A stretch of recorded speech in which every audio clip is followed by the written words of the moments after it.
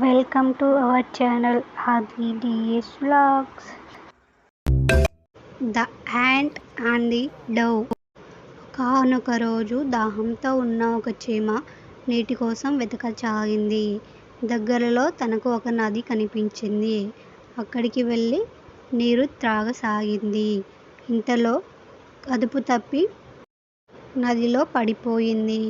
నదీ ప్రవాహానికి చీమ కొట్టుకుపోతోంది. సహాయం కోసం చీమ చాలా ఏడ్చింది.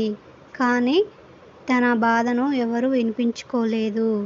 ఇంతలో అక్కడే దగ్గరలో చెట్టుపై కూర్చొని ఉన్న పావురం చీమ ఆపదలో ఉండడం గమనించింది.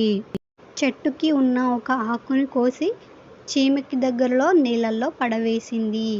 చీమ ఆ ఆకుని ఆసరాగా చేసుకొని ఎలాగో అలా కష్టపడి నది ఒడ్డుకు చేరుకుంది. చీమ పావురం దగ్గరికి వచ్చి, మిత్రమా, నీ రుణం నేను ఎప్పటికీ మర్చిపోను అని అన్నది.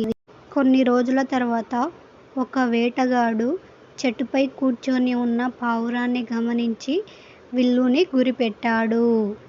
ఇది గమనించిన చీమ పావురం ఆపదలో ఉందని తెలుసుకొని ఆ వేటగాడి కాలిని గట్టిగా కొరికింది. వేటగాడి బాణం గురి తప్పింది. పావురం త్రుటిలో తప్పించుకుంది. పావురం చీమకి పరిపరి విధాల కృతజ్ఞతలు తెలుపుకుంది. వారిద్దరూ ఎల్లప్పుడూ స్నేహంగా ఉండసాగారు. కథలోని నీతి ఏమిటంటే, ఎవరైనా మీకు ఏదో ఒక రకమైన సహాయం చేస్తే మీకు అవకాశం వచ్చినప్పుడు మీరు ఈ సహాయాన్ని తిరిగి చెల్లించాల్సి ఉంటుంది.